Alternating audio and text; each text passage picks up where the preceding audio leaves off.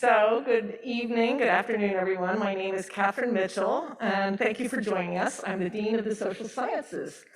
It's such a great pleasure to introduce the proceedings tonight. Solidarities for Justice is the second of 5 lightning talk panel sessions highlighting the naming of College 10 for Representative John R. Lewis and helping to celebrate his incredible legacy. These panel sessions will be followed by a spring dedication event that was just confirmed, and I'm going to let Provost Liu and Director Woodside-Burry tell you about that in a moment. It's incredibly exciting. So I'd like to begin this afternoon with the Land Acknowledgement. The land on which we gather is the unceded territory of the Waswas-speaking Upi tribe, the Aba Mutsun tribal band, comprised of the descendants of indigenous people taken to Mission Santa Cruz and San Juan Bautista during Spanish colonization of the Central Coast, is today working hard to restore traditional stewardship practices on these lands and heal from historical trauma. Many of you know already the special relationship colleges 9 and 10 have with the social sciences, so I'm just going to touch on this very briefly. College 9 opened its doors in fall quarter of 2000 and College 10 in 2002. Both colleges in many respects harken back to that earlier visioning of the residential colleges as centers of interdisciplinary excitement, intellectual stimulation, and student projects.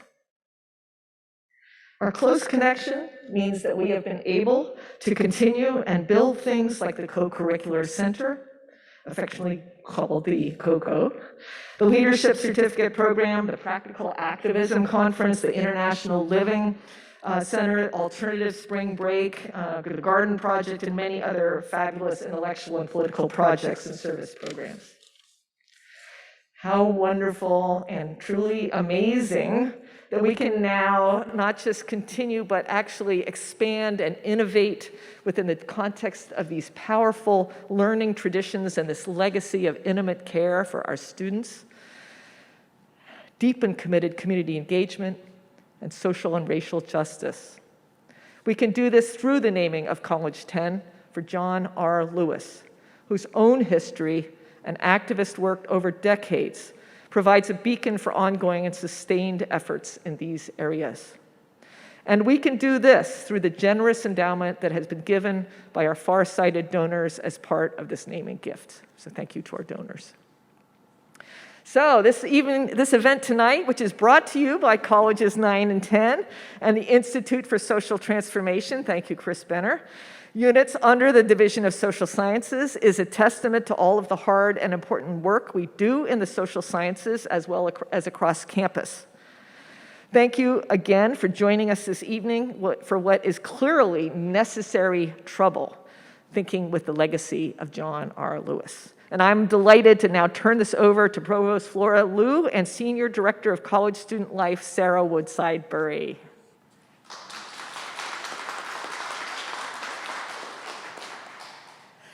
Thank you, Dean Mitchell, and welcome everyone. I'm Flora Liu. I'm the Provost of College 9 and College 10. Good afternoon, everyone. My name is Sarah Woodside-Burry, and I'm the Senior Director of College Student Life, also here at College 9 and College 10.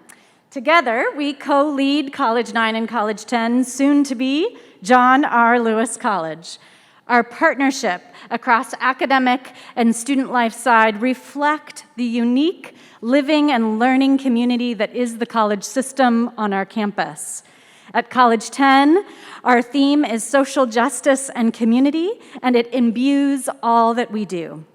A recent article in Santa Cruz magazine, there's a link that will come shortly in the chat box for those of you online, and also there's a link in your digital program for those of you who scan the QR code on your way in, shares more about the history and impact of College 10 and what the naming means to some of our students. So we hope you take a second after this event to take a look at that article.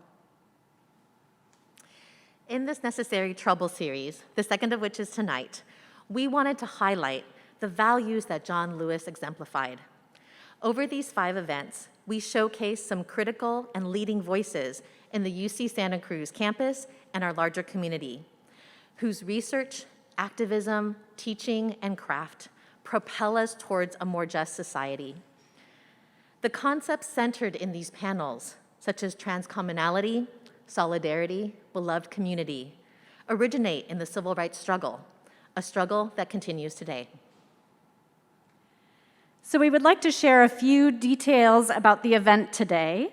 So the format of the event will begin with some opening remarks by tonight's moderator, Dr. John Brown Childs, followed by lightning talks from our esteemed panelists, after which we will have a moderated discussion between the panelists, followed by a question and answer Q&A with the audience, both present and online. So we would like to, in the audience, we'd like to center questions first from our students. So students in the audience, please ask your questions first if you feel so compelled.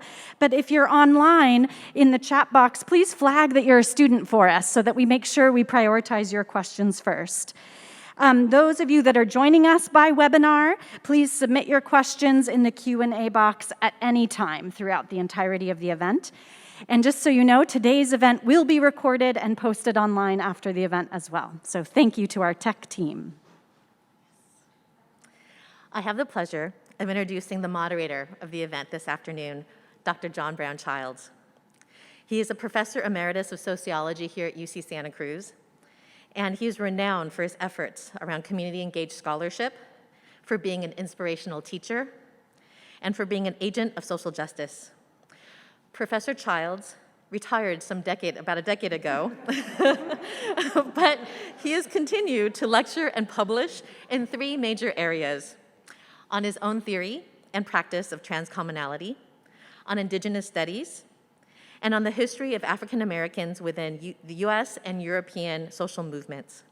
Please join me in welcoming Professor Childs.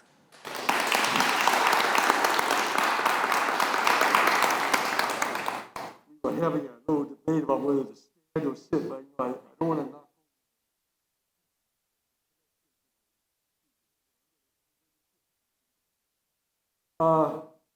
How you all doing? Good. Good. There's a lot of hate out there today, a lot of organized hatred. Very dangerous hatred. It includes killings. There's stealth hatred that works its way into institutions. Martin Luther King, the great Reverend Dr. Martin Luther King, said one time, and John R. Lewis repeated this many, many times, hate is a terrible burden to carry. Very, very heavy. He said, quote, I choose peace. And he chose peace because peace is freedom. Hate is enslavement to evil. Peace is freedom. Freedom is peace. And when I look out over this room right now, I see a free people. And I thank you for being here.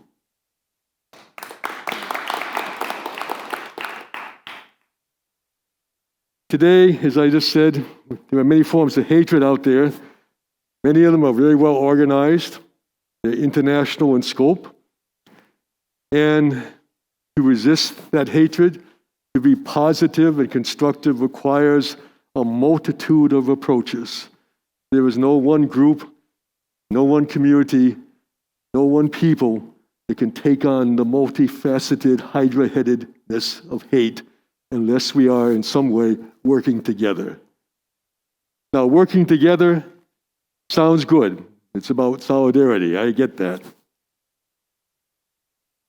But working together can be very complicated, as we all know. When you have the necessity of having diverse people, because that's what we need diverse perspectives working on many different dimensions, then you also have the challenges of learning how to agree with each other, even if we have different agendas, different religions, different ideological viewpoints, different personal preferences. Even more difficult than agreeing is learning how to disagree and work together. Back in the 60s, I won't bore you with all the details, but I was involved with the civil rights movement a bit, Montgomery, Alabama, in 1965 with an organization called Friends of SNCC, Friends of the Student Nonviolent Coordinating Committee. I also did a few things in creating a local chapter of the Students for Democratic Society at the University of Massachusetts, and so on and so on. One of the things that really was a challenge for us all was factional fighting and disagreements. There was, of course, a lot of efforts made to disrupt us from the FBI at the time, but there was also some self-inflicted wounds with people who thought, well, I have the answer and you don't. So you need to follow me. You need to convert to my way of being in order to work together. The title of my book, Transcommonality, the subtitle is From the Politics of Conversion to the Ethics of Respect. That we don't try to convert each other totally to my way of thinking or I to your way of thinking. Excuse me for doing this. But that we respect each other and we still work together. But you know, disagreeing is a very difficult thing to do in a constructive way. My wife and I have been together since 1971. That's a long time to have a lot of arguments. And we've had them. And thanks to, number one, her tremendous personality. I mean, she helped make me a better man than I had been. It's still a work in progress. But we learn about each other, both through agreeing and disagreeing. And we all do this, right? All relationships in some way, shape, or form, family, partner, whatever, something like that. So the human mind handles this. We can do it. Sometimes it works, sometimes it doesn't. But there is a way, I suggest, that does help to create productive matrices for disagreement in ways that are helpful rather than negative. And to talk about this, I want to draw from the great social philosophy of an indigenous peacemaker named Daganawida, who lived sometime in the late 1300s in what's now upstate New York. Upstate New York around that time was inhabited by 5 nations. They were at war with each other. In the east, the Mohawks near what's now Albany, the Oneidas, with whom I'm connected ancestrally, I'll tell you about that in just a second, the Onondagas near what's now Syracuse, the Cayugas, and then the Senecas in the west near what's now Buffalo. They were in the midst of a terrible war of revenge, constant revenge. The warpath between east and west was constantly filled with warriors passing on to kill others. Their own history says that at one point a man appeared named Daganawida who brought a message of peace that he said would end the wars between east and west. The first person Daganawida went to was a woman named Jingasase. Jingasase was a neutral. She lived along the warpath and she would feed the warriors passing between east and west, kill each other. He knew he had to talk with her because she knew everyone. She knew about what was going on. He went to Jingasase, he knocks on her door, she opens the door, and he says, I have a message. She says to him, what is your message? He replies, I bring the mind of the Creator, that all people shall love one another, that all of us shall live together in peace. Thinking will replace killing, and we will be one people, but many people. And her response, according to their own history, is, I love it. I love her response. She says, your words are good, but what form will your words take when they come to work in the world? So how is it going to work? It's just a nice idea. Very nice idea. How do you do it? And he had an answer. And it's true for many indigenous cultures. This is a long, long story. I can't do it all here. His answer was very long, but it had a brilliant metaphor, architectural metaphor in it. The Iroquois, that's what they were called by other people, but they call themselves the Haudenosaunee, which means the people of the longhouse. Longhouses were circular and extensive, and they contained compartments for different families. Peacemaker says to Jigasase, "We shall be like the longhouse. The Mohawks shall be the keepers of the eastern door. Then there shall be the compartment of the Oneidas, the compartment of the Onondagas in the center, who will be the fire keepers for the whole house. Then the Cayugas, and then the keepers of the western door, the Seneca. And like the longhouse, each compartment, or in this case, each nation, was autonomous. Each nation had its own identity, even had their own dialectical forms of the Iroquoian language. They all understood each other. But each one would be independent, and yet they would be living in one structure. If the structure developed a hole in it, just like with the real the physical longhouses, then everyone inside would have to go out and work on that together. But they did not have to work on other things together unless they wanted to. So there was autonomy in one structure, one system, and yet with a lot of flexibility. When people needed to come together or wanted to come together, they could do so. If they didn't want to come together, or they have had arguments or disagreements, and they did it in a way that was respectful of one another, then they would just move apart. That was the model of the great League of Peace, as it came to be called. The 5 nations, later become the 6 nations. This is the symbol of the great League of Peace. With the original 5 nations, it's a small version of the wampum belt of the Great League that is about this long. And if I had the wampum belt with me, I would be holding it like this right now. It's not a belt to carry around your waist, it's a belt to hold. But this is their symbol. This was given to me by some of those folks some time ago. The essence of that autonomy that's flexible is, what should I say? It creates a kind of a coordinated diversity. So there is diversity. There's the diversity of each compartment. There's the diversity of each family in the compartment, each individual. People are not, there's not a melting pot. Right? This is not homogenization. But it's also not, everything's a mess, chaos. It is coordinated. And the brilliance of the social philosophy, and I say it is a social philosophy. Deganawida was a great social philosopher who should be studied. And there's plenty of written material out there about it. I mean, it's worth doing. The brilliance of that social philosophy is that idea of coordinated diversity and the respect for difference. So what happened when they came to disagree with each other? If there was something so profound that they couldn't agree, the flexibility allowed for being engaged or disengaged, on, off. So if you really couldn't reach agreement, you didn't just run out and say, I hate you, I hate you. You said, okay, enough of that. You go your way, I'll go mine, inside the structure. And that helped stop the wars between the 5 nations.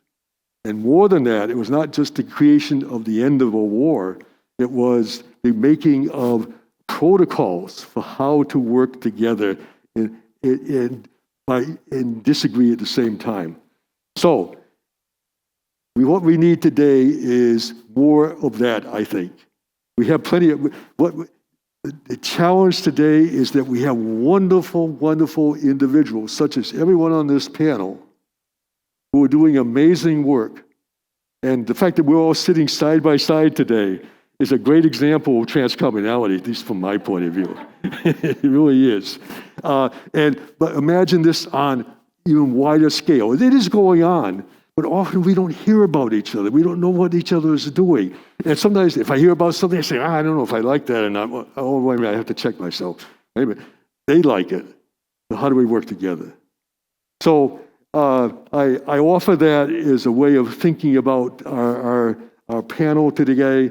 I've seen this work in Soledad Prison, where Nani and I have been doing prison education work for more than a couple of decades, I believe. And the men inside have developed.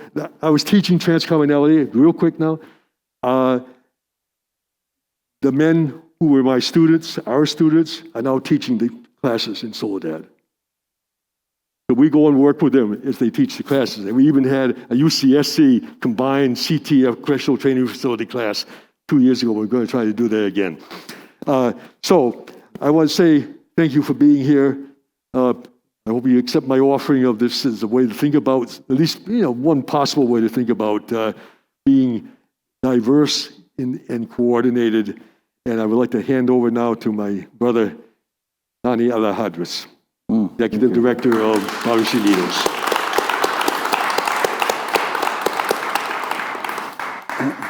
Thank you, John. Good afternoon. My name is Nani Alejandres. Somewhere along the line, my mother called me Daniel, but I never knew my name was Daniel until I went to school, because my grandmother named me Nane, and in our language it means anda en paz, walk in peace. Director and founder of Santa Cruz Barrios Unidos at UC Santa Cruz in 1977 while I was here.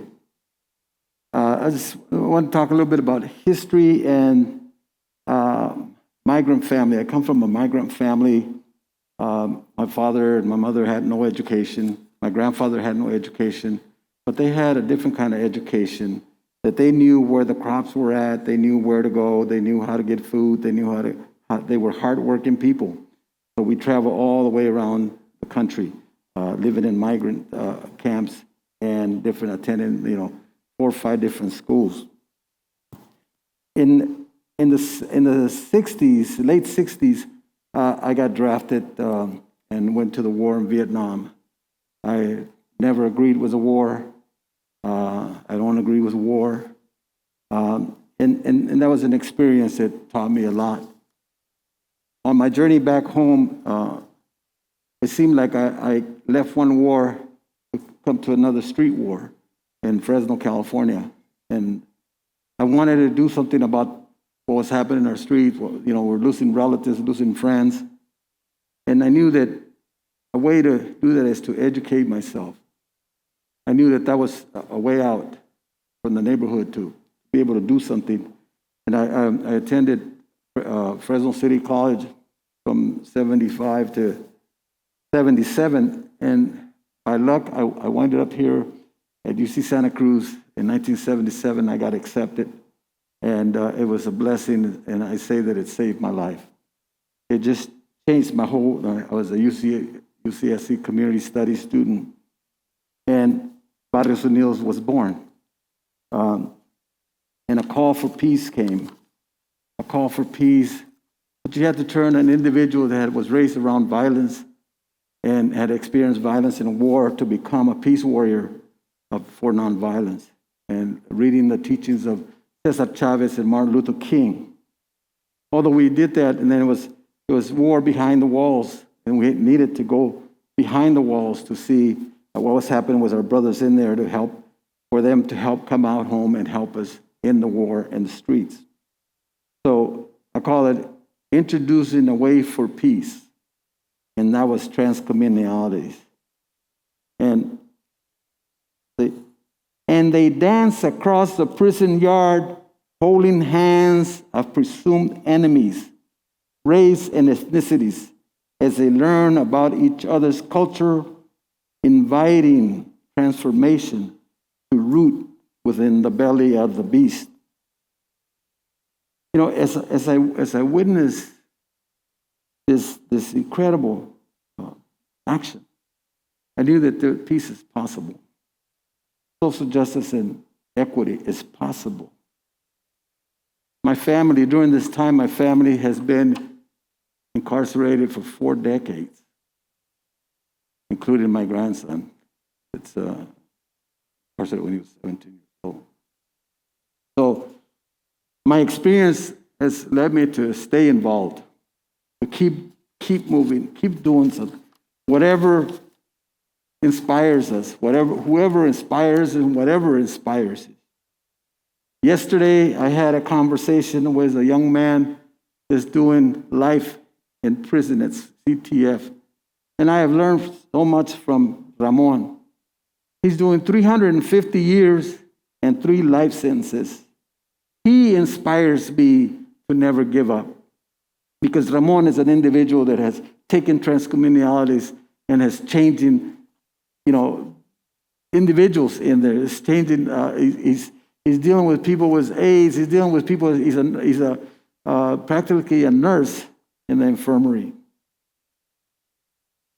My mentor, Harry Belafonte, who turned 95 yesterday, inspires me. He always tells me the struggle continues, and I don't want to hear the effing retirement word out of you. We can do better. Let's do better. Gracias. Thank you.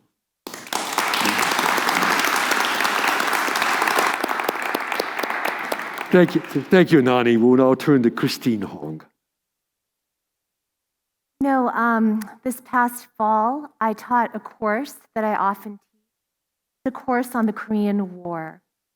And in this class, students oftentimes have very little historical knowledge about the Korean War. It was known even in the 1950s as the Forgotten War. Few people understand that the Korean War never ended. It has been one of the longest lasting U.S. forever wars. I have been an anti-war organizer for quite some time, working as part of a diasporic Korea peace movement. And I witnessed in the wake of 9/11, when George W. Bush nominated North Korea as part of the infamous trio, the Axis of Evil, that the terms of the political landscape shifted. And so evangelical Korean Americans who are on the rightward side of things, as well as national security hawks and liberals as well, formed a kind of human rights coalition that critiqued North Korea. And this coalition, in the wake of 9/11, pushed for different types of solutions. They pushed for a broad spectrum of sanctions, and these sanctions actually were not targeting, the elite or the leadership, but targeting the vast majority of people in North Korea. It was basic medical equipment, it was food, it was fuel. And so what's the purpose of those sanctions? It was to create humanitarian catastrophes in North Korea with the idea that people might rise up and that the government would collapse. So there are lots of regime change fantasies behind these kinds of eclipse policies toward North Korea. And this human rights contingent also pushed for military intervention, imperial military intervention in Korea. And what's been interesting in this era of Black Lives Matter, the movement for Black lives, is seeing that some of these human rights hawks have reinvented themselves. And they've donned the sort of mantle or the garb of anti-carceral rhetoric. And the predominant image of North Korea in the post-9/11 period that emerged from this critique, the North Korean human rights critique, has been of North Korea as a site of total unfreedom, North Korea as a giant gulag. And some of these human rights hawks in recent years have labeled themselves abolitionists. So I want to ask the question, how do we clarify the terms of solidarity in our political present? On what lines do we enact solidarity.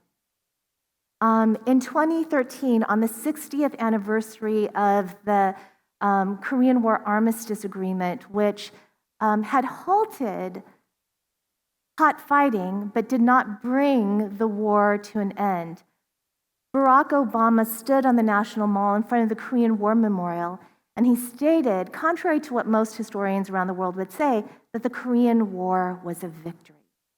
He said that it was a victory because Black soldiers stood alongside white soldiers, stood alongside Chicano soldiers, stood alongside Native soldiers, Asian American soldiers, and in integrated forces showed an example in the war theater of civil rights integration, a kind of like sort of vanguard for desegregation that would happen domestically later.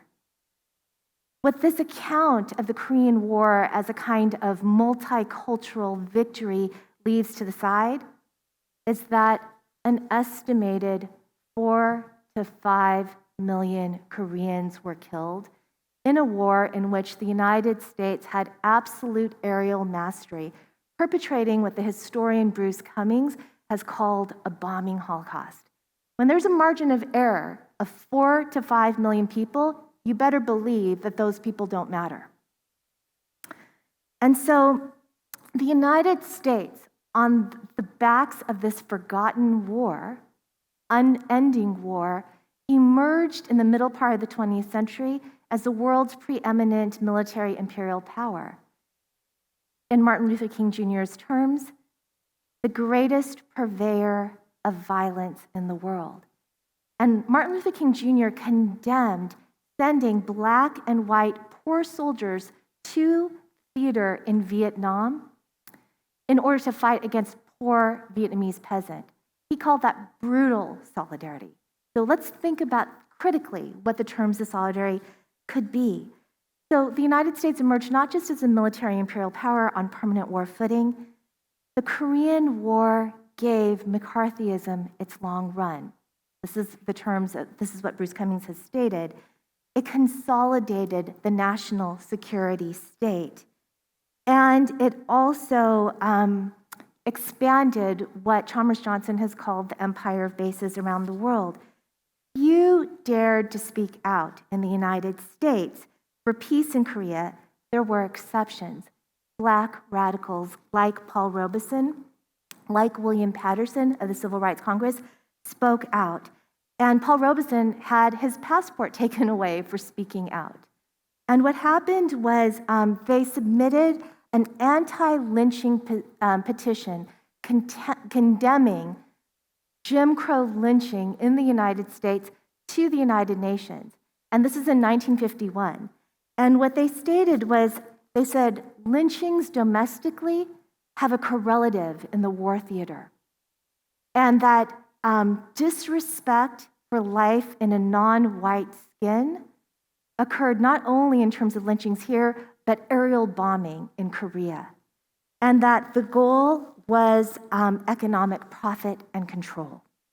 And one thing that they also said was that, another thing that they said was that the morphology of lynching had shifted. The morphology of lynching shifted from a lyncher's noose to the policeman's gun. So they discerned continuity between a so-called police action in Korea and a rising police state here. And so I want to say something just to close here too, which is that I'm not just offering a critique of the opportunistic seizure of the abolitionist mantle by human rights hawks who want to see regime change by any means necessary in North Korea. I want us to get so profoundly that war power and police power are two sides of the same coin. When we saw in Ferguson the militarization of the police, it was a transparent image of anti-Black police brutality.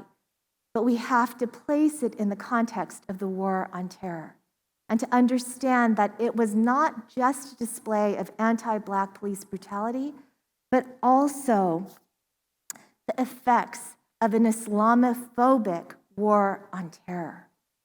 And so imperialism places us in entangled relationship with each other. It's oftentimes hard to see clearly the political lines. There is a scholar named and a lawyer named Julian Agwan. He's a Chamorro anti-base, anti-militarism activist and organizer. And he refuses to buy the line that Guam and North Korea have a relationship of enmity, or that Guam and China have a relationship of enmity. And he says this, and I'd like to close with this. Solidarity isn't our best bet. It is, if we want to move into a shared future together, our only one. Thank you.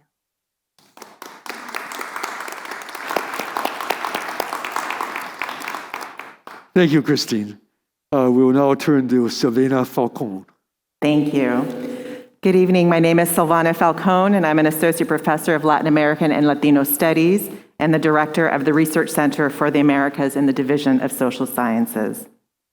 On May 14th, 1966, two people from Peru arrived to the United States with very little money and minimal to no English language skills. They arrived to Miami, Florida, eventually making their way to a Greyhound bus to travel to Wichita, Kansas, their final destination. Those two people are my parents. When they arrived to the United States, they were full of dreams, full of fear, full of uncertainty, imagining themselves to be temporary visitors here. They eventually planned to return to Peru, but that never materialized. My dad completed medical school in Peru in an under-resourced public university in which he would often tell stories to my brothers and I about how he had to race to the university library after class to get books because he couldn't afford them.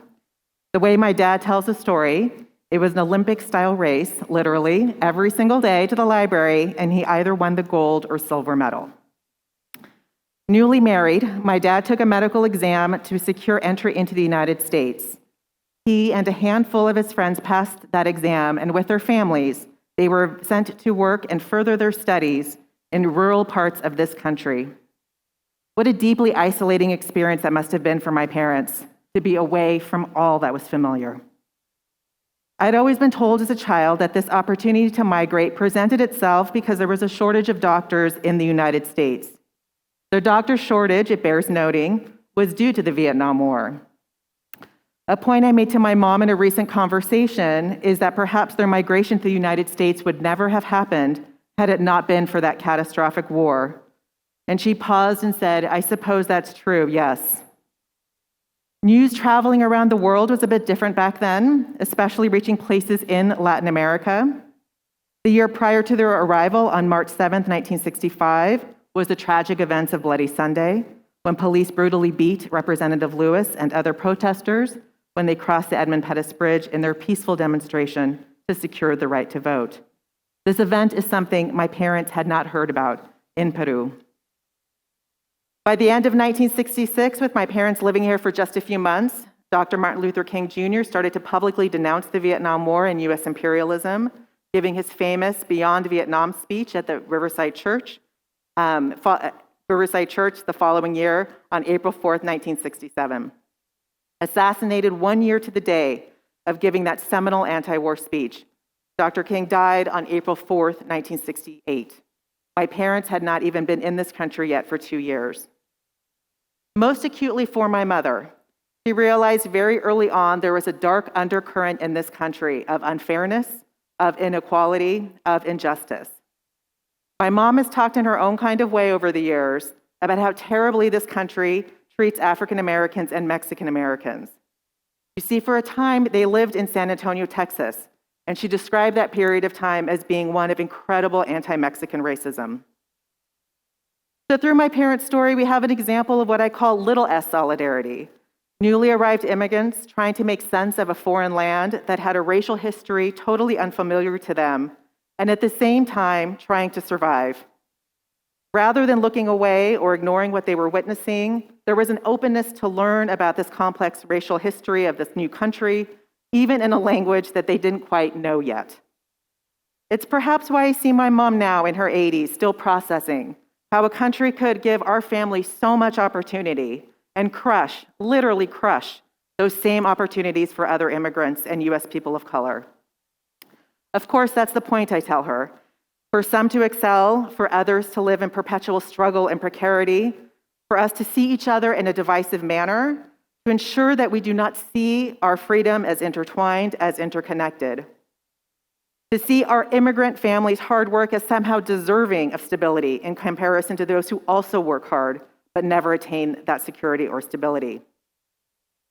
Now, if anyone knew Big S Solidarity, it was Representative John R. Lewis.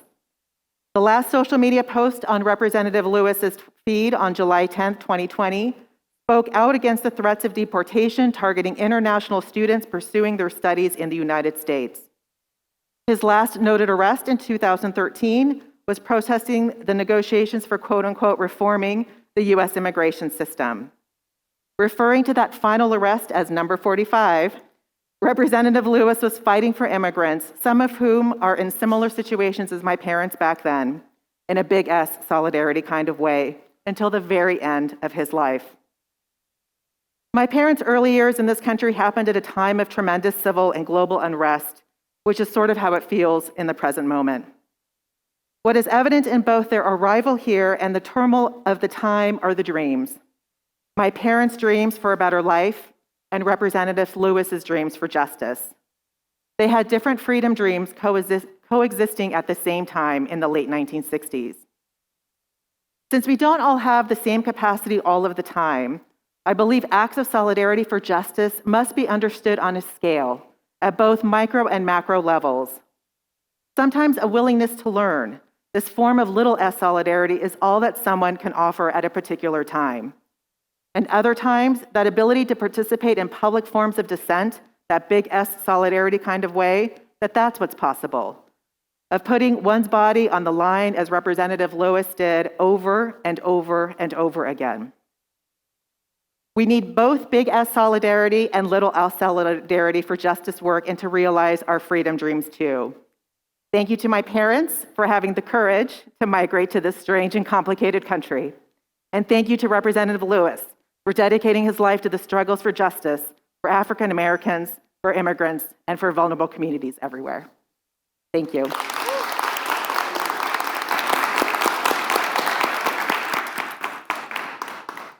We will now turn to Chiasto Hughes, excuse my language. Yeah, I also go by Chisa, so thanks for that. And I feel really humbled sharing the stage with you all. I'm a little worried about my dangly mic on a small ear, but I shall continue. I come to this talk as a filmmaker and an organizer, not a specialist or a historian, to sort of speak to this film that I'm working on, which looks at the last Chinese man of Humboldt County, Charlie Moon, after the expulsion of its entire population and enforced exclusion of Asians from the county for the next 60 years. Charlie Moon married a Cholula woman, Minnie Tom, and his descendants, or their descendants, touch all of the local tribes. They're known as the Moons in the county, and basically what interviews with Karuk, Yurok, and Hupa tribal members and archival research revealed was that there were Chinese people in addition to Charlie Moon who stayed behind in the county and in many cases were integrated into the tribes there. So my framing of this short talk is both about this history and some of the solidarities that formed in refuge to white settlement and its property regime, but also about a reorientation towards the speculative to fuel us in bringing forth new and unsettled solidarities into this political present. So this talk is set against a contemporary yet familiar backdrop of racial and nationalistic tensions, which can be connected to the same state-sanctioned supremacist logic of this early archival material shown there. This February 9th, voters in far northern California and Shasta County solidified the ouster of a Republican county official, essentially giving control of the county board of supervisors to a group supported by the Cottonwood militia. This event did not exist in isolation, nor does it stand in isolation as a part of the God-given right to property and land espoused by early white settlers whose mantras have been repeated by Humboldt's weed barons, timber farmers, or neighborhood watch. An amnesia which erases indigenous histories and present-day relations to place, and the erasure of migrant labor and presence rendered invisible here. So, in one of the last scenes I've been working on, this person, Aliang Li, who's a Humboldt resident and a Chinese-American artist and activist, talks about using the 4 directions, Dung Nam Sai Buk, to orient oneself in Mahjong.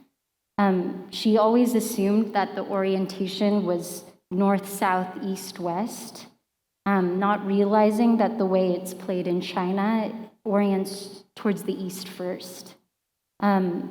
I feel like this is a simple way of showing how, or she anecdotally told me that it's a simple way of showing how, if you're not allowing for the space to fully discuss or understand where you're coming from, there's the potential for great misunderstanding, not only with others, but also with yourself, and where you're coming from. So through this work, I'm arguing for forming solidarities with ghosts. Slide switch. With a past that has been ruptured and disappeared, to understand our orientation for new relations in the future. I hope we can learn more from the decolonial relationality between Chinese settlers and indigenous people. And today, the asymmetries of violence produced and perpetuated by settler colonialism, American imperialism, by paying closer attention to landscapes, to untold stories, to the hauntings tied to our own freedoms, as Anna Singh says.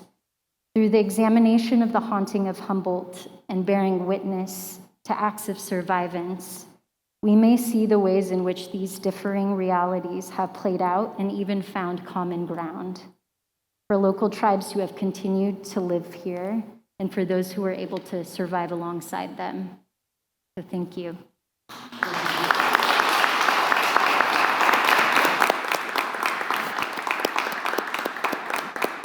Thank you, Tiasta.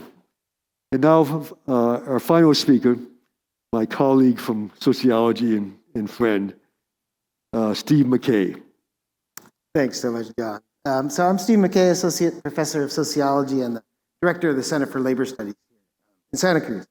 And I want to start just, thinking about the words of John Lewis, speak up, speak out, get in the way, get in good trouble, get in necessary trouble.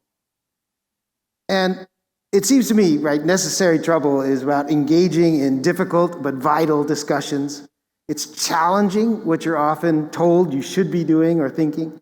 It's driven by a moral urgency, and it's usually disruptive of the status quo. But we also have to ask, who gets to decide what's quote unquote necessary, or even what's trouble? And so a vital component of John Lewis's necessary trouble is that despite or even because of our differences, getting in good trouble is a collective act, right? It's a collective vision toward what he called redeeming the soul of America. And so our talk, our event today is Solidarities for Social Justice. And with solidarity in all the ways that we've talked about, and transcommunality, just beautiful framework for thinking about it, both have in common that unity and collective action is necessary across difference. So the questions, who gets to decide what is necessary and what is trouble, must be collectively answered. And that discussion is one that must be honest, reflexive, inclusionary, and one that takes into the historical account injustices and structures that have marginalized some voices while it's amplified others. So this critical approach to solidarity is one in which collective action brings folks of all kinds together, but also acknowledges difference in power and privilege and centers the marginalized. And that's really important if we're going to take justice seriously. So what does such a reflexive and collective approach to necessary trouble look like? I'll give just a few examples from my own work in trying to advance a sort of research, teaching, and a scholarly agenda that works to build powerful partnerships with community organizations to collectively address pressing social issues. And the model that I've used is what I call community-initiated student-engaged research, or CISR for short. And our CISR approach to solidarity and really campus and community collaborations, we ask some key questions. One, what does it mean to seriously leverage the power of the university for social change? How do we build critical collaborations that truly share power, that center those who suffer most from injustice? And one thing we're always asking us, and we ask, is how do you know when it's good and necessary trouble? And part of it, you'll know when it starts to piss the powerful off. So just some examples of what we've tried to do here on campus. One is a project we called, which was the Affordable Housing Crisis Study of Santa Cruz County, called No Place Like Home. The final report was recently published by the Institute for Social Transformation, so you could read about what we found. But it was this, we started with this puzzle. Everyone knows Santa Cruz, we're in a housing crisis. But renters, who make up over half the residents in Santa Cruz, there was no data on them. And therefore, their experiences and their voices were marginalized in any discussion about what do we do about affordable housing. So my colleague and I, Miriam Greenberg, over a 3-year period, and along with about 250 undergraduates, hit the pavement across the entire county, going to every single neighborhood. And we talked to 2,000 renters about what is it like to be a renter in Santa Cruz. And the results, not surprising to anyone in this room, right, was that 70% of renters are rent burdened, meaning they spend a third of their income on rent. 50% spend half their income, on rent. And 25%, we had to come up with a new term, they're obscenely rent burdened. I mean, they spend up to 70% of their income on rent. And we found that renters, when we talked to them, were facing forced moves and evictions, facing issues of overcrowding and many major problems. And so, again, how does this connect to necessary trouble? Well, it was important not just to find this out, to communicate it, right? And so No Place Like Home, we would have large events where we shared these results and really create a platform for a public discussion about what we're going to do about it. And so here, we were able to be part of building new solidarities. Instead of locals kind of blaming students as the problem, it was bringing together local tenants with student tenants coming together, right, to come up with how do you deal with the housing problem. And it helped start, in some ways, a housing and rent movement, kind of solidarities for housing justice. Now, No Place Like Home earned us some ire of different elements of the community, landlords and real estate interests in particular. Landlords denounced our research in local media, and we even had one landlord who, when one of our students was going to get an award at the university, the landlord contacted the university and says, no, you shouldn't give that award to her because her work was biased toward renters. Thankfully, the university backed us, gave our student, Sarah Wickel, the award, and she is now an assistant planner in the Watsonville City Planning Department. And again, other kinds of necessary trouble was because we did the housing research, there's another group, graduate students, who were very much impacted by housing. And, it was pretty controversial on campus, but we supported our graduate students by helping them, come up with what the cost of living adjustment would look like. Now, again, that wasn't so popular among some of the people on campus, but we felt it was both good and necessary trouble. Now, the final project that we've been working on more recently is a project called Watsonville is in the Heart. And this is a project, an oral history project, that we had, again, community initiated. We met a group of people in Watsonville, all of Filipino descent, who descended from the first agricultural workers that came in the 1920s, who were Filipino. And you might know in 1930, in part because of there was a quite rabid anti-Asian, anti-Filipino movement, there were 5 days of riots in January 1930, and it resulted in a lot of beatings and the murder of Fermin Tobera, a 22-year-old farm laborer. And that history of Filipinos in Watsonville is, for the most part, erased now. And but those families are still very much keeping those ghosts alive. And so they came to us saying, how could you help us put this together? So we worked with Teresa Mora in Special Collections and the new community archivist here, Rebecca Hernandez, where we're doing oral histories with the 40-plus families and scanning their photo albums, copying their marriage certificates, collecting all these materials so that we can create a permanent, digital, and accessible archive, right, of the families themselves. And so that, again, and bringing in large number of undergraduates who are helping us conduct all the research, do the transcriptions, and building the digital archive. So in all those ways, again, we want to try to pursue these kind of projects, but not in a kind of feel-good way, but ways that really combat historical erasure, tell a more complex and complete story from the perspective of the marginalized themselves, and confront the ugly history of white supremacy and anti-Asian violence that hasn't gone anywhere. Again, this is an idea that's another example of pursuing these kind of tough conversations and stirring up trouble that is, by all means, necessary. Thank you.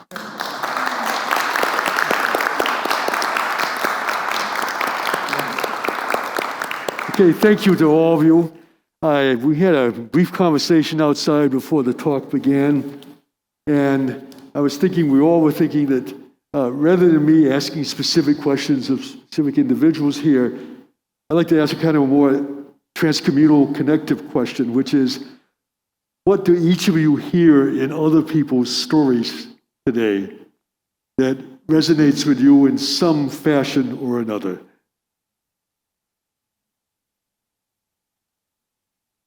Nani, since you and I know each other so well, you can go first.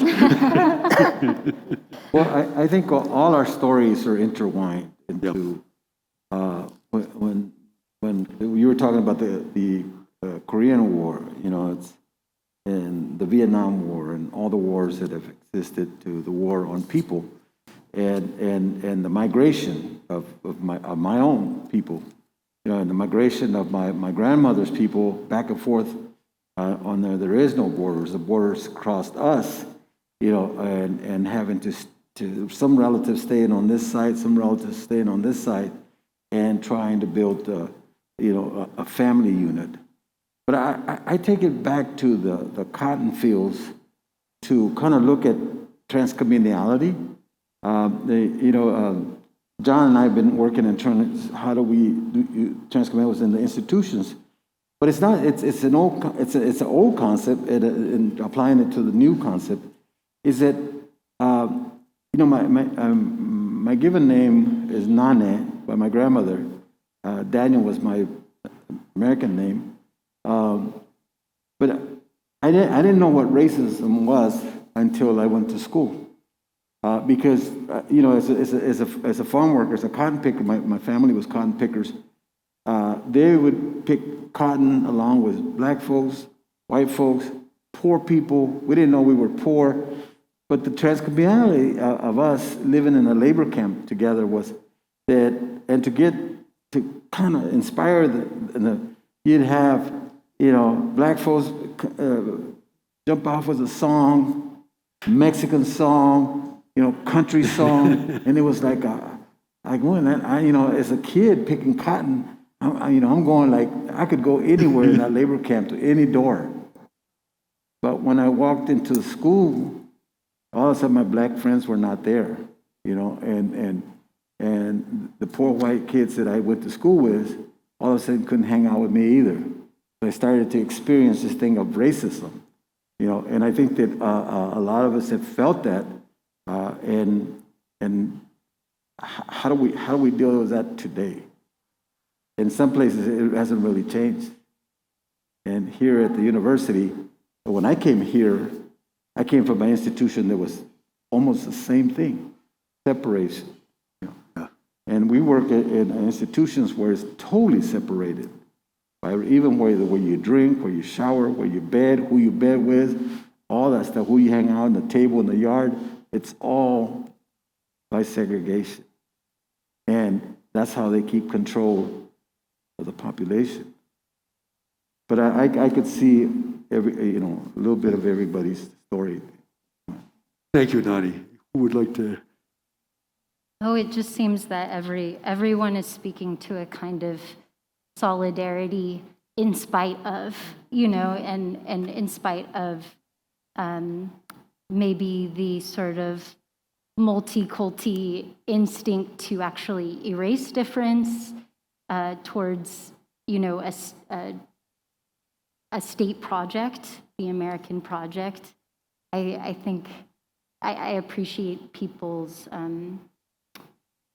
compelling arguments for small solidarities with an S from where people are at. And I guess with the structural critique in mind, I think instead of, individuated solidarities, communal solidarities. Notes? Yeah, I would say, it's so interesting, Nane, to hear you speak about being deployed to a U.S. war in Vietnam. And I remember I spent some time when I was in university on the Nacre Dene reservation, and there was a veteran there. And he spoke about going to Vietnam.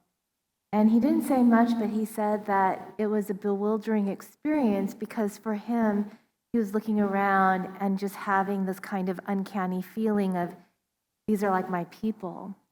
And, and then, Sylvana, to hear you speak about the conditions that sort of, the larger structure was a war. And to think about like concepts like border imperialism too. So to place like the movements of people within larger structures. And I was moved, Steve, to hear you speak too about how you bring research, academic research and quantifiable research to bear on histories that have been erased, but also contemporary struggles. And I wanted to say something too, and this is in Cheese's work. I mean, it's Cheese's work strikes me as so complex, and seeing the kind of it sort of finds within the kind of historical record not definitive truths, but the possibility of, in a time of expulsion, life continuing. Right? So Chinese people have been expelled, but here is this sort of figure of Charlie Moon, who turns out probably has many moons, right? And I wanted to say something about this because there's solidarity. I think that we've moved away from a kind of take on solidarity that your struggle has to be the same as mine. And only from a foundation of sameness we move together toward shared goals. During the Korean War, there were pamphlets that were distributed, propaganda pamphlets on the battlefield. And there was one that was addressed to Negro soldiers from North Koreans. And it cited the 1951 Civil Rights Congress petition, We Charge Genocide, that anti-lynching petition that I mentioned. And it said, addressed Negro soldiers who were, whom it understood were a kind of cannon fodder in a US intervention, and stated, this is not your war. There's Jim Crow at home. These are the lynchings that just happened recently. This is not your war. And this was spoken by a group that could be understood as racialized as the target. You have a group racialized as cannon fodder, another group racialized as the target, and they're not the same, but they have a shared investment in peace. they have a shared investment in not having that war happen. You know, there's a group of Dene people in Port Radium. They extracted uranium, and part of that went into the construction of the atomic bombs that were used again in Japan. And what's really interesting is the native people who were uranium miners didn't know what the heck this was going to be used for. They themselves were exposed to toxic substances. It's a kind of fundamental form of environmental racism. And yet, after realizing what happened some decades later in the 1990s, a group of Dene elders went from Port Radium, Canada, to Hiroshima. And they met with hibakusha, including Korean hibakusha who were slave laborers in Hiroshima, and they apologized. And I want to share the story, and also from Jeju Island, which was colonized by the Japanese during World War II, and it was used as a launching pad for Japanese aggression in Nanjing. A group of Jeju Islanders went to Nanjing and apologized. And now the states haven't apologized. And I'm not saying that state apologies are worth anything, like Canada apologizes for everything, right? But it's the fact that there's something about peoples who are implicated in violence, who themselves are subjected to violence, but seeing the apology sort of signals something expansive about a shared possibility of life and a future. And so, yeah. Thank you. I'm not sure much more to add other than to just sort of acknowledge that that the journeys in which we are all on is from such a different starting point, and it's amazing to kind of be sharing this stage in that way. And so I just sort of want to acknowledge that journey that I think we've all been on to get here and to be in this space and community with all of you, because I feel like this is also sort of a blessing at this challenging time. I was talking to, oh, sorry. Thank you. I was talking to a friend who's also a Hoopa scholar, Stephanie Lumsden, about this talk yesterday, and she said something that I thought was so wise and quotable, sort of working off of what you said, which is that that when we make our histories plural, it's much more easy to imagine solidarity in the future, and that if there is some kind of monolithic, singular history, there's one future, and to sort of, think about difference.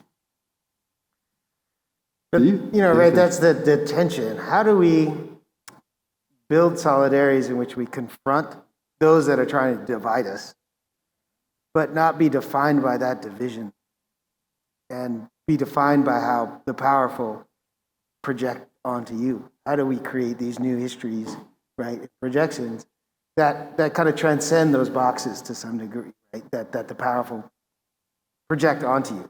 And so, kind of, I think all the cases, different ways, both at different scales, from the family and individual level to understanding how how that fits to the collective is really important. But that it means that action, right, what we can do starts at the personal level, but is very much connected to everyone else. And may I add something that Nani mentioned a few minutes ago, but it runs through everything I believe. The men with whom we work in Soledad prison, the ones who are doing the transcommunality classes and many, many other things, formed a group called in the Nahuatl language, indigenous language of Mexico, part of Mexico, Samanawak, which means one world. And Nani was talking about how prisons divide, keep people separate. Samanawak is one world because it's open to many. We have men who are South Asian, Native American, white, black, different religions, different sets, different this, different that, north, south, you name it. and they're working together. I think we've kind of astonished the prison system by by what they have done. And it can be done, and they want to do it. And I know that, every time we go in there, I know the first word I hear almost is, "We love you, man. We love you." And I love them because, that's real love, real mutual love. And that's done in the heart, the belly of the beast, despite everything else. So, and a lot of that, I have to say, is the work of Nani Alejandros and varios Unidos. I mean,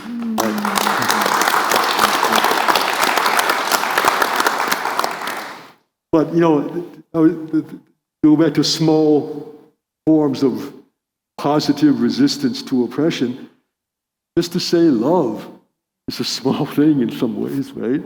But it's an awfully big thing, too. You don't have to be running a march down the street. I mean, that's a great thing to do sometimes.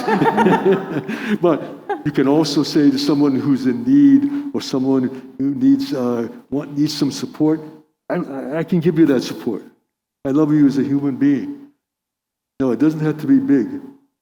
I was when I was in the Civil Rights Movement for a little bit of time as an ally of Student Nonviolent Coordinating Committee. We were walking down the street in Montgomery, Alabama. It was very hot. People were yelling, mostly young white guys, they were going to kill us. A young woman a civil rights worker, had been shot to death just a few days before. A young woman from Detroit named Viola Riozzo. So you had to take them seriously. We were walking down the street. I saw the door to a house open, and I thought I was going to see the business end of a shotgun coming out. It was a white woman with a jug of ice water and some cups. Give us ice water on that hot day. She had a lot of heart. She had a lot of courage. I don't know what her name was. Never saw her again. Doesn't mean that everyone thought like that, because they sure didn't. But she was able to. So small things, big consequences. Certainly had big consequences for me. So, how are we doing on time? Okay, we can switch to Q&A. Yeah. So, okay. So, we can start here with anyone who wants to ask a question or make a comment, or. We do have some questions online, but I want to give it to a student first because there's no student questions online. Are there any students here who has a question? Can I say something? Well, I'll ask one of the questions from online that's about students and about our youth. This is from Asfar, who's asking, in the context of thinking about the civil rights movement and John R. Lewis and his capabilities.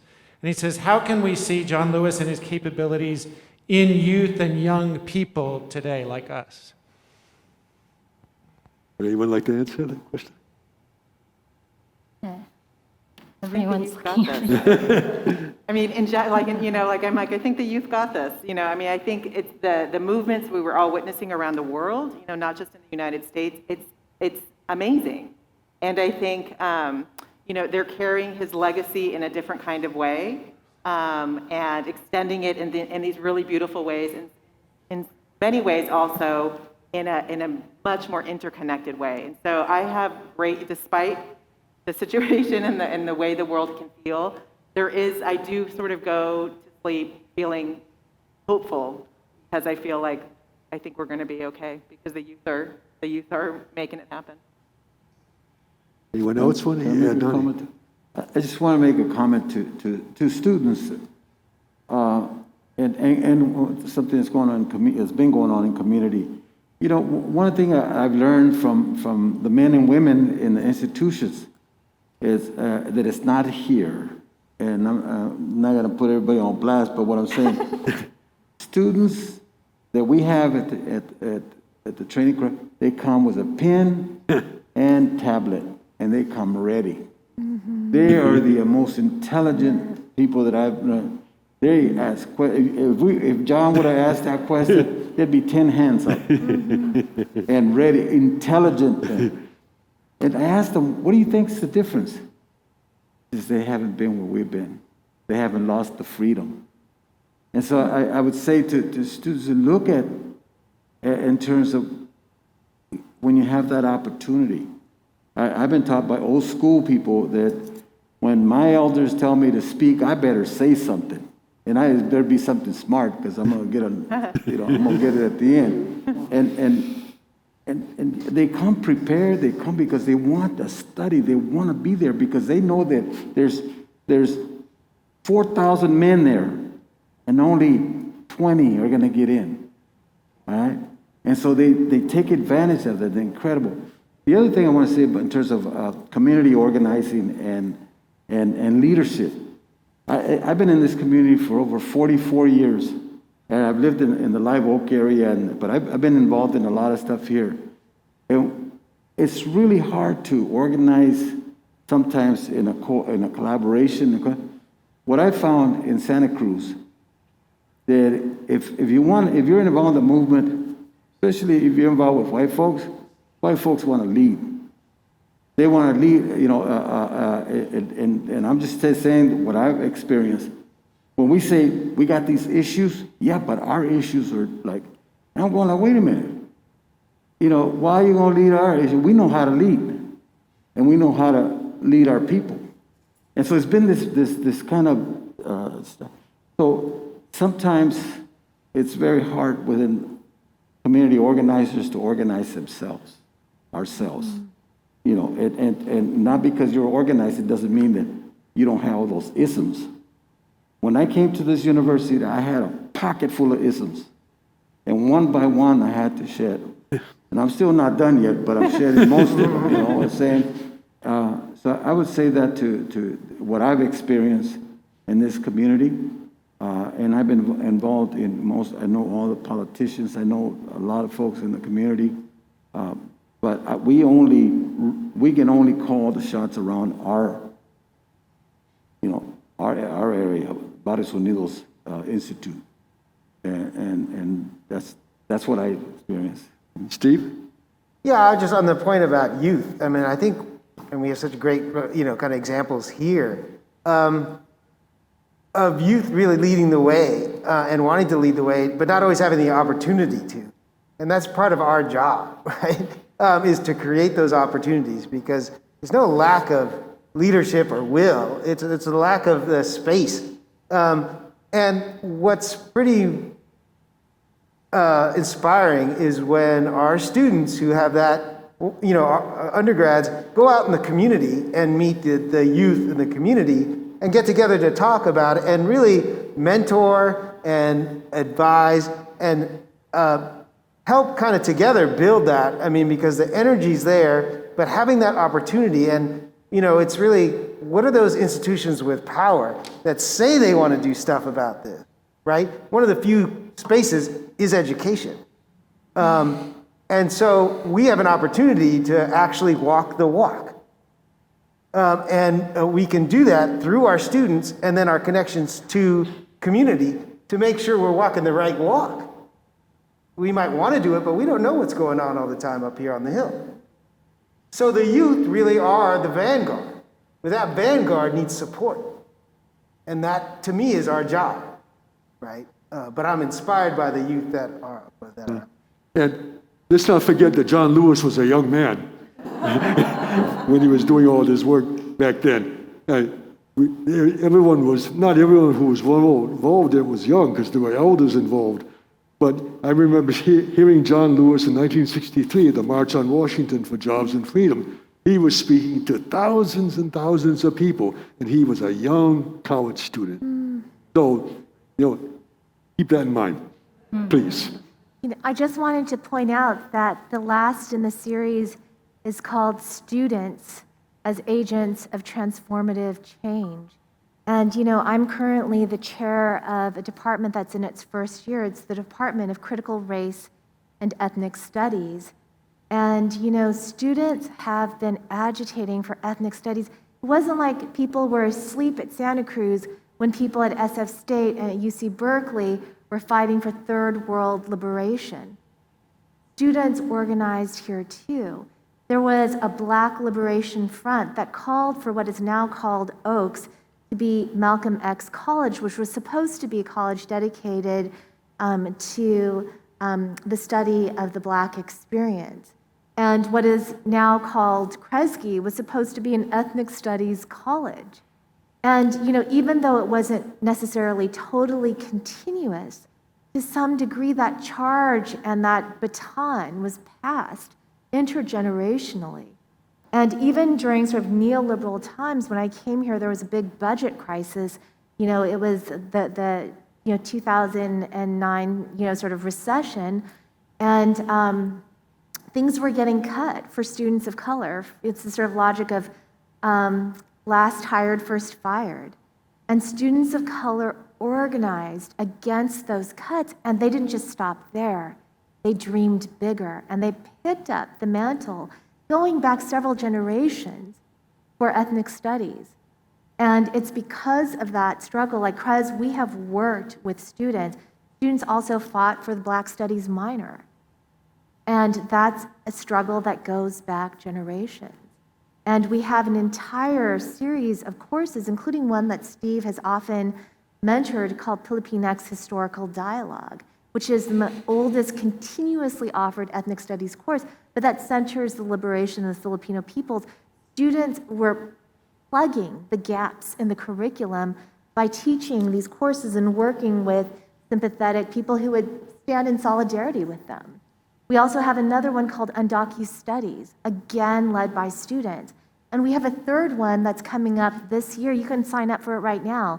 It's called Black Radical University. And this centers students who have been part of the Black radical tradition in organizing on campuses both in the United States and abroad. And it also looks at Black liberationist pedagogy. So these are courses that students have called for, and we have worked with them to establish. Thank you. Thank you very much. We have another question? Yeah, there's a question here. I'm not a student, so. So my question is, as movements and cultures arise, identifying needs, we're finding that we're faced with the Oppression Olympics. And so how do we recenter solidarity and recenter working together when the Asian hate and Black Lives Matter and all of these movements that are coming out of these needs are really being pitted against each other? Very important question. Who would like to respond? Yeah. I mean, I would love to respond to that, but I want to yield to someone else who wants to speak, but I'd love to respond to that too. Yeah, it's Jody Malamed is an ethnic studies scholar, and she wrote this piece in the Journal of Critical Ethnic Studies on racial capitalism, and is looking at Cedric Robinson's term, but also looking at Ruth Wilson Gilmore's understanding of racism. And Ruth Wilson Gilmore is working with Mother's Rock, and looking at the rise of the prison industrial complex in California at a time when crime rates are actually going down. And so how do you explain this? And her definition of racism is the state-sanctioned and extra-legal production and exploitation of group-differentiated vulnerability to premature death. So, I like that definition because it sort of starts in terms of the effects of structural racism and asks us to sort of reverse engineer what racism is. And, I think that the ways in which one of the definitions that Jody Malamed, looking at that definition, she also mentions that Ruth Wilson Gilmore says that racial capitalism creates densely interconnected political geographies.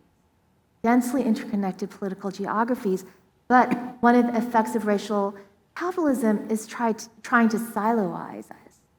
And this is something that, like Angela Davis has said, you know, rather than basing politics on identity, to base identity on politics.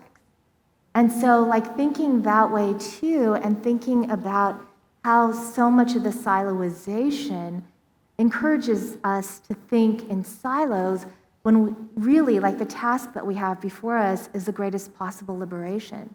And that's like also the sort of, when you think about the movement for Black lives and Black liberation is everyone's liberation, there is so much truth to that, right? So, like, thinking about liberation in, like, the broadest possible way. And what Jody Muhammad says is, it's not just about, like, okay, liberation for this group here and forget about everyone else.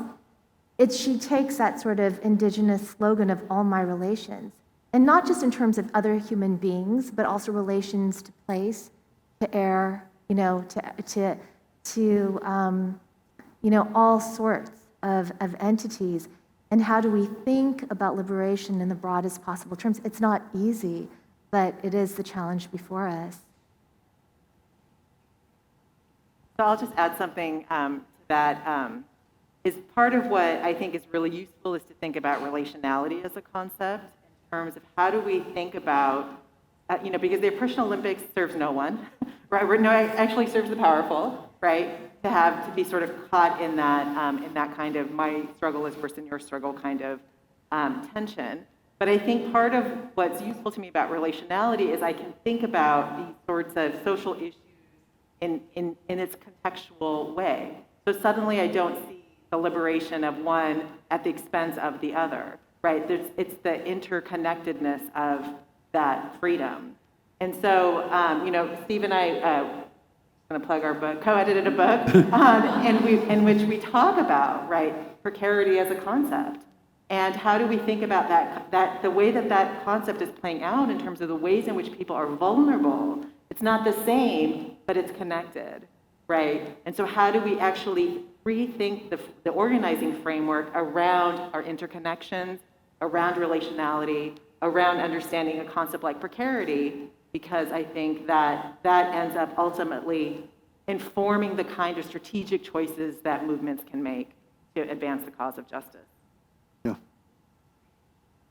Is there another question from the floor, perhaps, or from the Zoom, the world of Zoom? There is another one online. This is from Alexander, who's not a student, but is sitting with a few students, who asks, it's part of being in the struggle, asks, how do you balance the impact of the global crisis on communities of color while also attempting to continue to fight, work within, and push against what feels so insurmountable?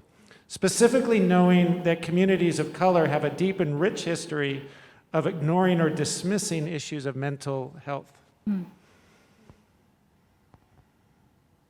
I'll take it.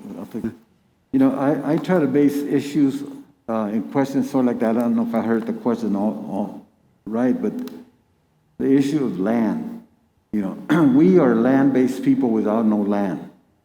And no matter what great of an organizer you are, if you don't have a foundation of where to sit, where to organize, where to bring people together, you can gather outside, yes, you can. But we have, especially in this community, people of color have no land. The indigenous people, original indigenous people of this land have no land. We as a nonprofit organization have more land than the original people from here, the Ohlone people. We have almost 2 acres of prime real estate downtown on Soquel Avenue, and we have 5 acres of a retreat center up in the hills of Aptos. And I talk to original people, and I say, look, it's always there because we have our ceremonial grounds there. Black Americans here in Santa Cruz have no land at all. And one of the things I said, how do we get solidarity on something and land? Because you know that Black Lives Matter sign that they did in front of somebody came and burned rubber on them and stuff. That costs thousands of dollars to put in. Okay, now it's going to cost thousands of dollars to redo. And you know what's going to happen? Somebody else is going to come back and redo and burn rubber again. And I've been talking to my folks, the black community, and say, you know what? The city's going to put so much into redoing that. You know, I get it. Black Lives Matter. I am Black Lives Matter. I am Black history. But that's going to go away. Have the city invest that, whatever they're going to put in there, into a building, a land for NAACP, black folks here that have something, because throughout the 44 years that I've been here, and I know every president that's been there, there's no place. They meet in a church, in the basement of a church. So as land, then you have a place for generations to fight. We are going through this struggle right now of land in terms of where we're at. And we're not used to being land developers or land owners, so we're learning as we're going. But we have a place to fight. And it's an immigration-free zone. It's a place where people can come and trust and be able to do things. It's a place where we have tiny houses that now the city's on us. And we're fighting the city to say, well, you house those people. You house our people that are there, and we'll take down the tiny houses. So it's that struggle that you would think that people would come to us to say, we want to support you, we want to do this. Nada, you know? So we're on our own. You know, we're on our own, and we have to continue to struggle. But that's something that I'm trying to build solidarity with our folks there to say, we can always paint it on a mural. We can always be in the building, you know, get that building. So if anybody has anything about on land, I would appreciate some feedback on that. I mean, I can get to the land issue, but I think generally the question of, you know, how do you engage given, you know, how depressing things could be and how overwhelming can things at the global level are. And one way to think about it is, you know, like the local really matters because all those kind of powers and structures have to be reproduced very locally. And so one of our first powers is the power of disruption, right? And that's what, you know, this idea that we could actually disrupt the activities at various scales, even as yourself, right? So we could think about the houseless who make themselves more visible collectively to demand to be treated better. That's something that they can do, right? Collective action is about the power of collectively deciding to disrupt something we can no longer live with. And so there's power in powerlessness, meaning there's always a source of power. And then the other is then to take on these elements of the power structure. So I study labor. And so we think about, and we did one of our studies called Working for Dignity about low-wage workers in Santa Cruz. Well, we work very closely with the Day Worker Center, working with some of the most precarious workers in the county to find out, well, what it's like. And the Day Worker Center is a group that, you know, used to be mainly men who stood on, you know, corners to get work, who are, you know, at the whim of employers. Well, collectively, they decided, no, we're not going to work for less than $15 an hour. They actually instituted a minimum wage among themselves faster than the city of Santa Cruz. Wow. So there's power in disruption. And so in terms of thinking about land, well, then we think, well, who controls land that might want to work with us, right? Like, how do we find and create those solidarities? So there's these movements for community land trusts. And we know them that people have, mainly in terms of creating land trusts for setting aside nature. Well, we could radically rethink that and say, why don't we do it for housing? Right? And we can actually take land out of the market, at least partially, right? And then build collective housing on land trusts. But you have to start with, well, who might have land? Well, one, school districts, churches, cities and counties. They have land.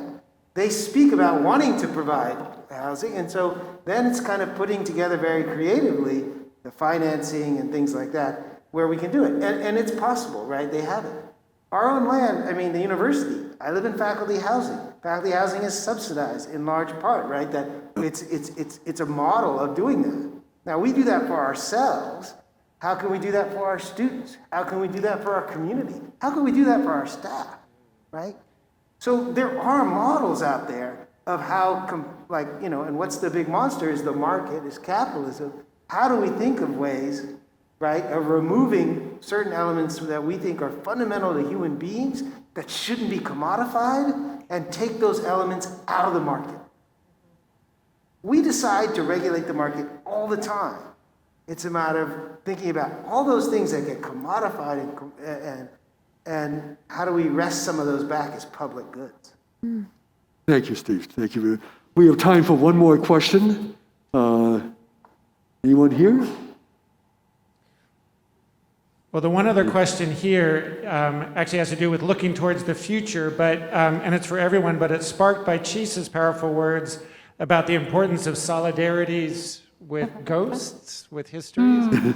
So in the context of our current national debate about teaching about our history, it gets framed as critical race theory in our schools, but it's really teaching about our history. Could you talk more about how an understanding of these pasts is important for moving forward in solidarity for justice? Is it for me specifically? Yes. I mean, I think there's so many dimensions of our positionalities that come out in interrogating the past and our relation to the past. And, something that I came across a lot in working on this film was, hearing from people where they were from and feeling like for some communities, it's so known, it's such an integral part of their understanding of self.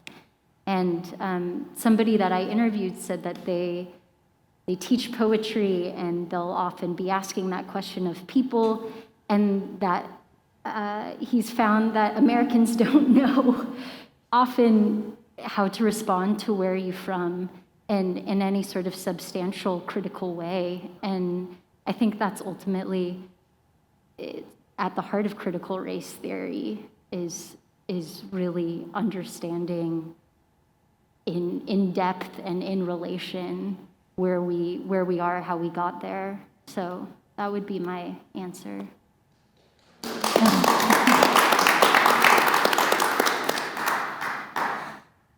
Okay, is that, I see some closing remarks here, but I don't have to give them. That's right? Good. Let me just say thank you to the panel, everyone. Yes, Please, yes. for the wonderful, wonderful work. The heart of transcommunality, the heart of the Great League of Peace was always respectful listening and respectful speaking. That's what we did today. Wow, my goodness. Please join me in another round of applause to thank our incredible presenters tonight.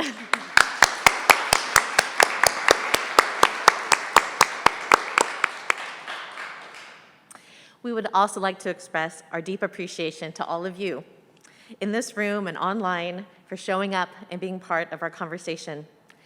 In the digital handout, we acknowledge the many people who made this evening possible, and we share our deepest gratitude to them all. Great, and tonight was just event 2 out of a series of 5, and so I just would like to turn your attention to our program, which invites you to the rest of the Necessary Trouble events. We have them in a quick succession of one another. Starting on March 30th is our Social Movements for a Just Society. The following week, April 6th, Pathways to Thriving Communities. And following after that, April 13th, what Christine mentioned before, Students as Agents of Transformative Change, which will close out our series of Necessary Trouble events. All events are on Wednesdays starting at 4 o'clock Pacific Standard Time. And as Catherine alluded to, those lead us up to what will be the official dedication of College 10 to John R. Lewis College. Mark your calendars, you're the first to hear it. May 6th, Friday, May 6th, will be our dedication event. News and more details to come soon. Get excited for that event. It will be held at the Quarry Amphitheater here on campus. So, for those of you online, thank you for joining us. For those of you in person, we have some food for you in to-go boxes due to COVID regulations right outside in the hallway, so please take one on your way out. Thank you again for joining us as we commemorate the naming of John R. Lewis College.